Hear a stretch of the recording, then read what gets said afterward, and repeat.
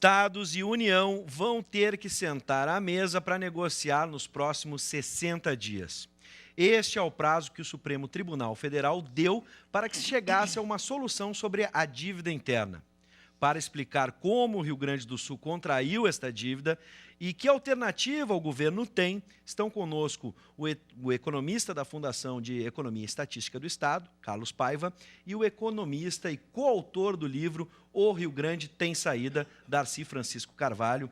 Boa noite, sejam bem-vindos. Boa noite. Boa noite. Eu acho que quem está em casa, a primeira pergunta que faz nesse exato momento, tomando conhecimento do assunto, é: como é que se formou essa dívida do Rio Grande do Sul, até mesmo dos estados que estão renegociando agora com a União?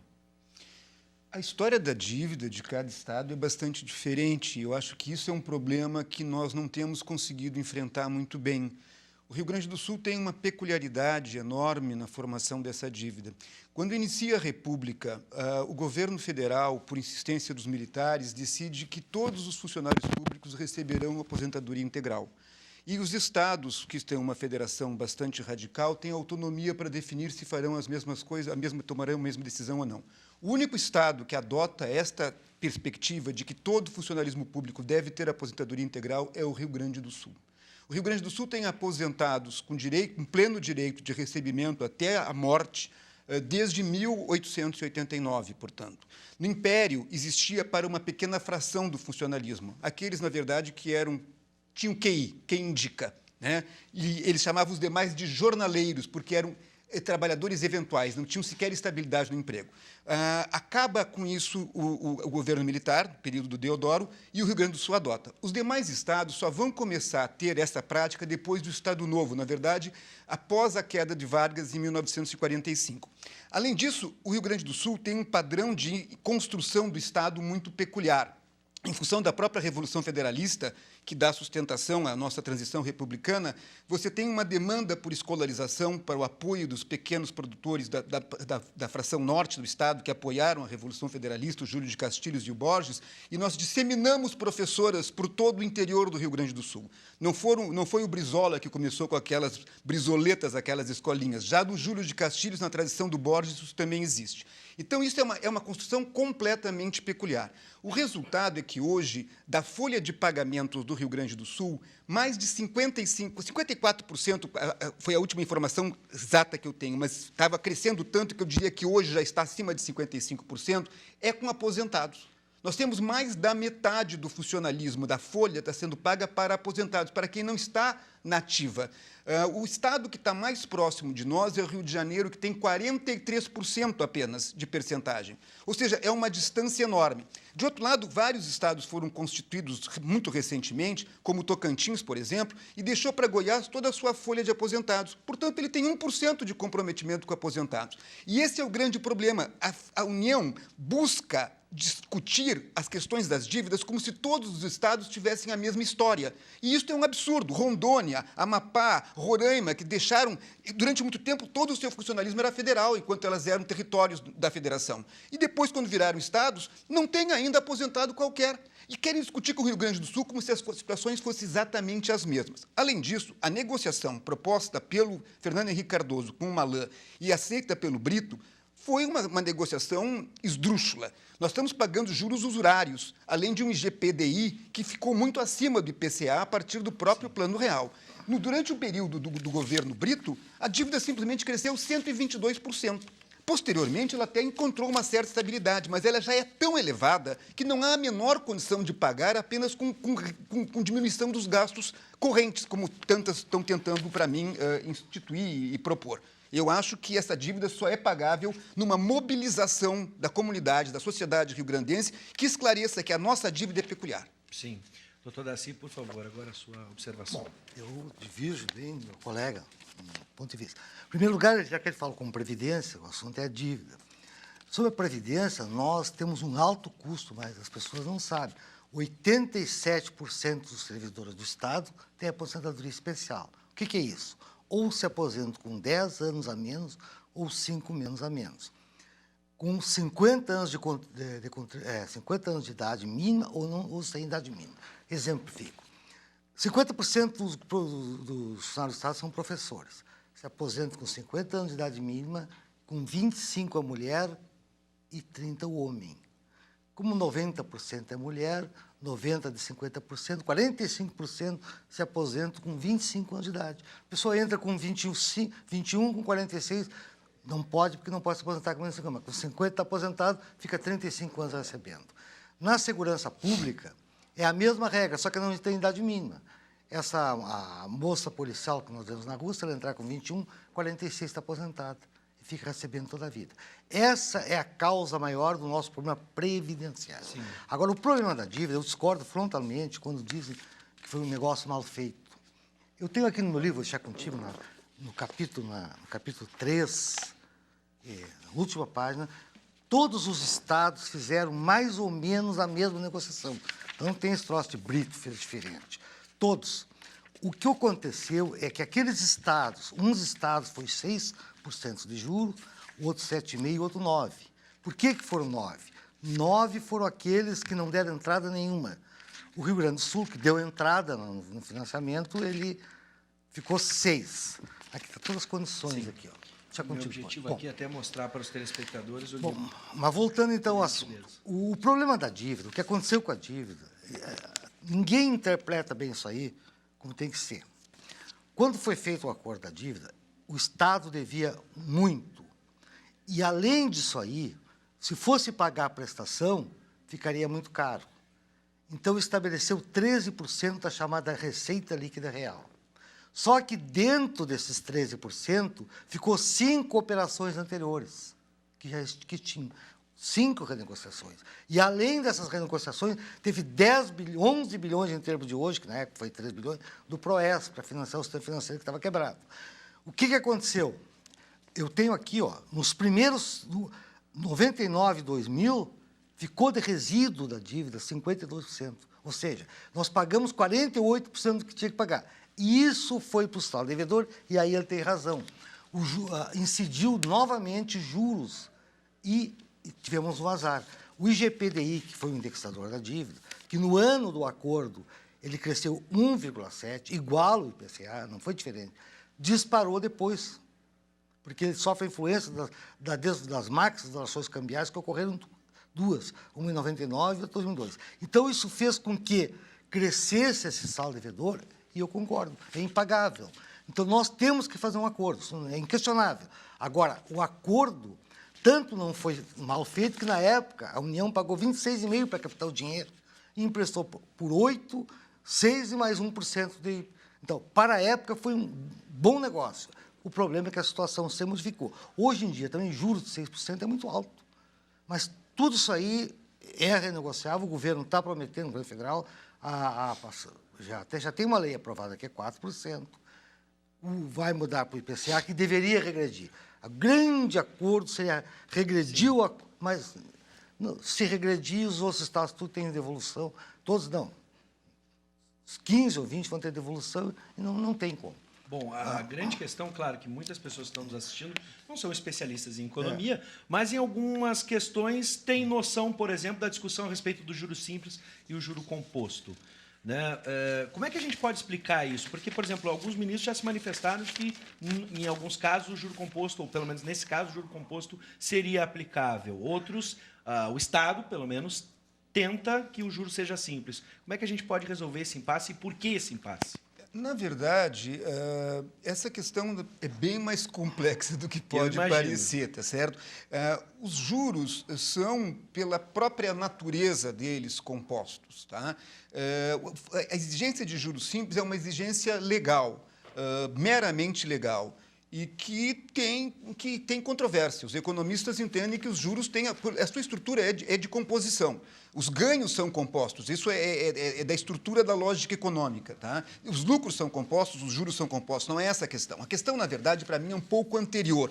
Sim. Não estou defendendo os juros compostos. Eu estou dizendo que a relação entre dois entes do Estado, o ente federal e o ente estadual, não deveria ser uma relação estritamente econômica. Ela deveria ser mediada por determinações de leituras políticas e deveria ser reconhecido a historicidade, as diferenças e as peculiaridades de cada Estado. Então, aqui eu não entendo muito bem por que o Darcy disse que há uma divergência. Que existe uma...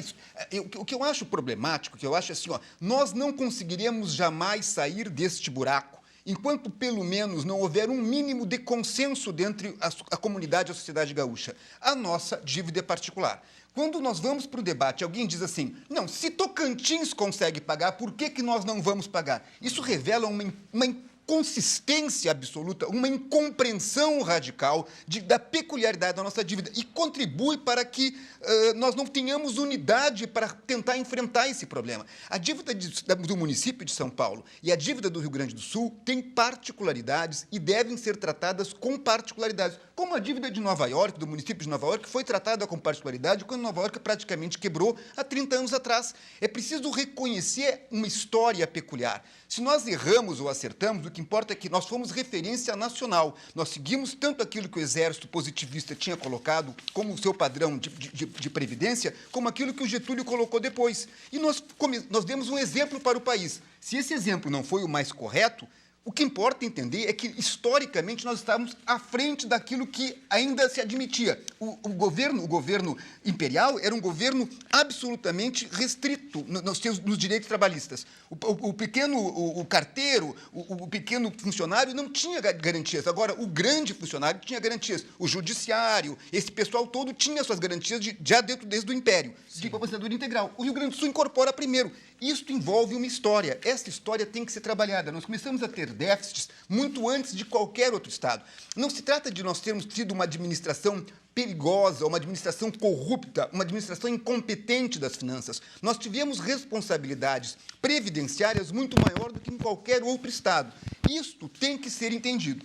A questão do juro que o Darcy coloca, assim, os juros só eram uma coisa razoável, eu entendo o teu ponto de vista, eu não estava aqui no momento em que foi renegociado, então eu imagino que tu talvez tenha até discutido, participado, opinado e coisa e tal. Naquele momento, quando nós estávamos com um problema grave de financiamento das nossas contas externas, porque o real sobrevalorizou, o primeiro período do real foi de sobrevalorização, sim, os juros na Selic explodiram de uma forma que parecia razoável esses valores, mas são valores considerados universalmente usurários. Usurários, você tem a inflação total, inclusive com o IPA, porque o IGPDI significa isso, tu pega não apenas o índice do consumidor, mas também o índice de preços do atacado. Sim. E o atacado é muito mais, digamos, é muito mais explosivo, é muito menos controlável, porque o IPCA é o que vai dar o rendimento da família, o rendimento real. Então, o governo procura sustentar, impedir o crescimento do IPCA, mas do IPA não, ele libera, e tem um impacto sempre das desvalorizações cambiais. Você pega o IGPDI e coloca 6%, isso é juro de usurário,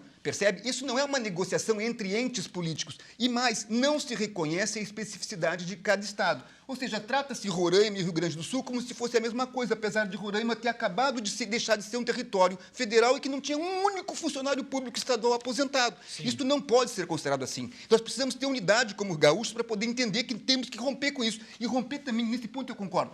Explodiu a dívida no tempo do Brito, e eu acho isso um problema, Darcy, porque, na verdade, ele contou com 2 orçamentos. Ele contou com o orçamento também das privatizações, e eu não consigo entender até agora o que ele fez com tanto Fundopem que ele conseguiu levar esse limite. Agora, posteriormente, o Rigoto. O Olívio caiu a dívida 0,3%, o Rigoto subiu pouco. Mas o Olívio caiu porque, por causa da rotação anterior, não foi? Sim, tudo bem, mas houve uma negociação dentro do governo FHC. Claro. Não foi com vantagens porque houve governo do PT, não era o PT que estava no governo federal.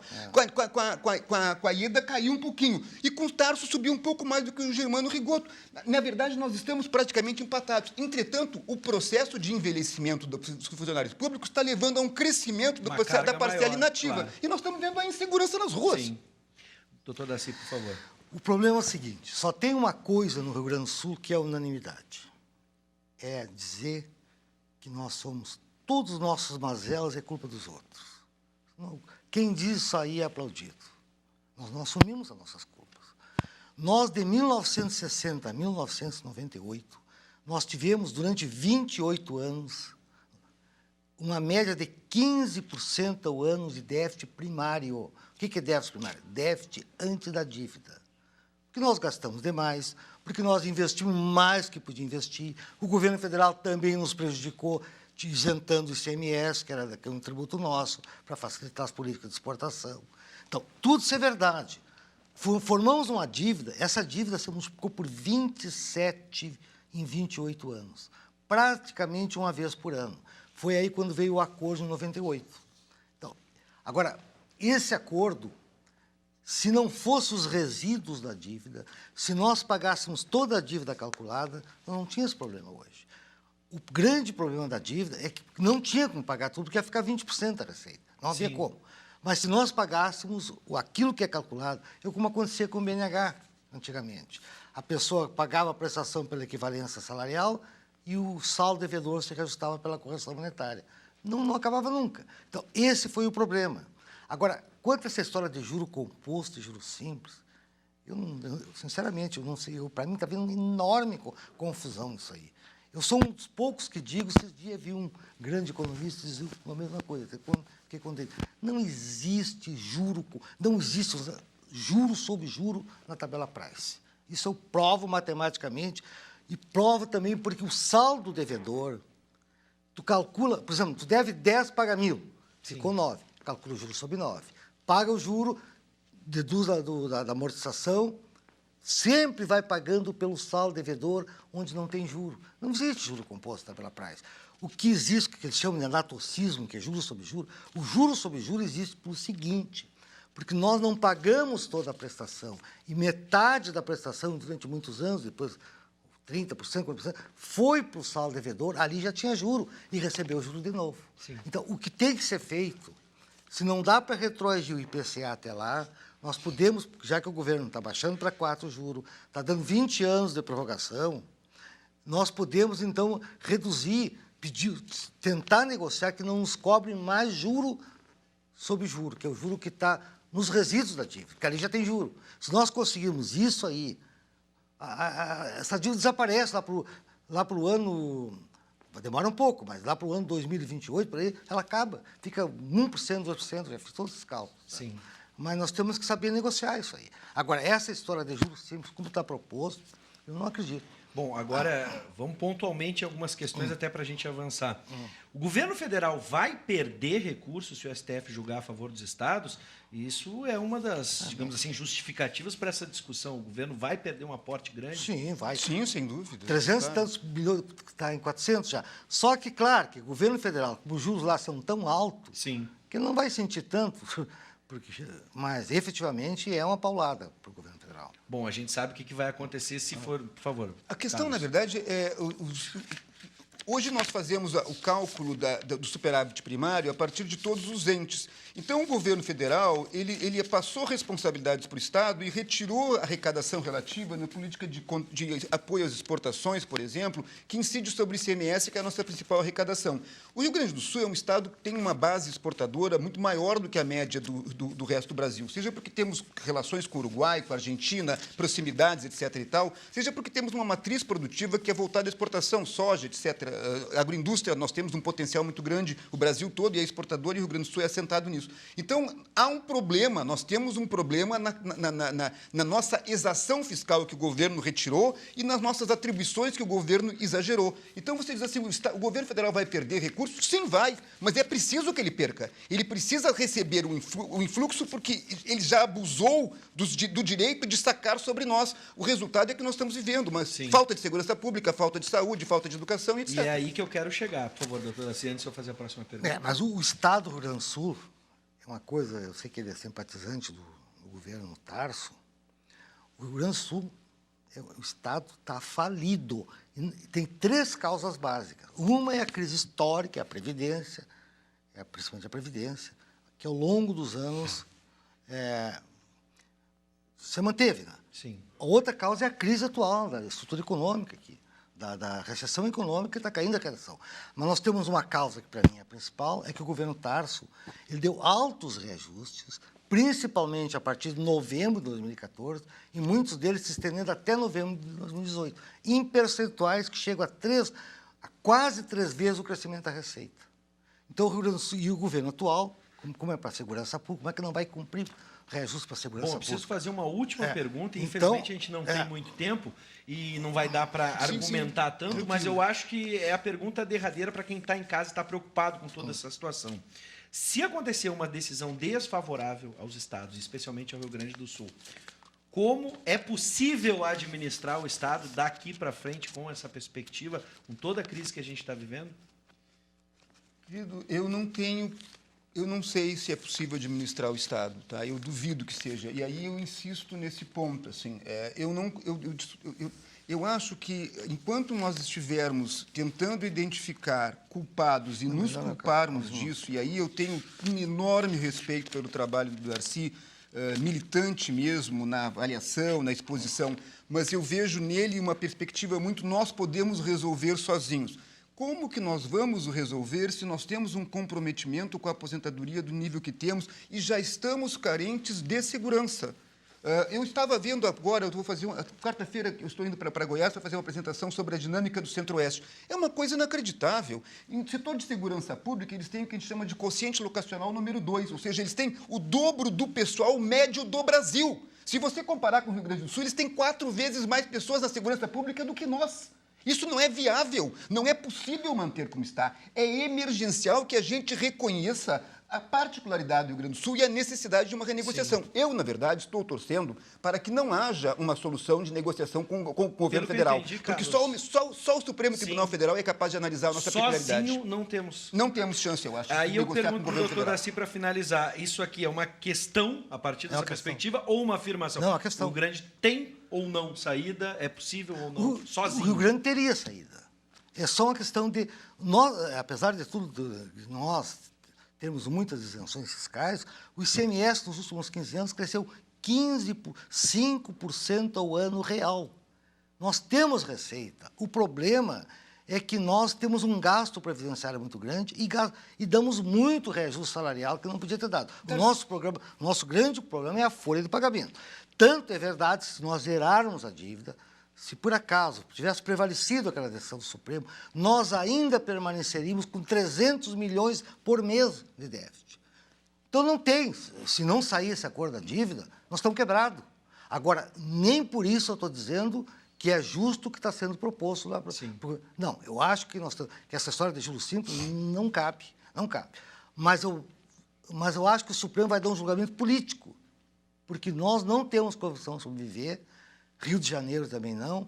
E tem mais uma coisa, os estados estão mal. Sabe qual é o estado que deu mais reajuste salarial? De 99 para cá foi 45% a inflação. Rio de Janeiro deu 160%. Santa Catarina deu 140%. Rio Grande do Sul deu 102% de lá para cá. Então, nós somos irresponsáveis fiscalmente. Depois queremos jogar a conta para o governo federal. Isso também é verdade. Bom, quero agradecer. Você acha que não seria necessário aumentar os salários do funcionalismo público, especialmente do setor de segurança, do jeito que está hoje? Nós não pagamos nem sequer. Temos que aumentar, mas não. A RCL tem seu limite. Tu não pode a RCL crescer 40 e tu dá 60 reais. Acho que aqui teremos uma nova discussão a respeito da administração do Estado, especialmente da sua folha. Quero agradecer a disponibilidade dos dois economistas que estiveram aqui com a gente. Esclarecemos esse primeiro ponto, né, de maneira muito satisfatória. Espero a presença dos dois, uma nova oportunidade para que a gente possa avançar na discussão, tratando, então, da administração do Estado. Só terminar uma coisinha. Por favor. Eu sou a favor de aumento do reajuste salarial. Só que tem uma coisa que é um limite. Tu não pode dar o que não tem. Tu não pode gastar mais que o teu salário. Perfeito. Então, o limite do governo é a chamada receita corrente líquida. Toda vez que ele der mais que isso, ele está gerando déficit. Está jogando a conta para o futuro. Bom, esse é o meu ponto de vista. Fica aqui, então, uma questão para uma nova discussão e eu convido os dois para voltar uma outra oportunidade. Obrigado, doutor Darcy, doutor Carlos, sejam sempre bem-vindos.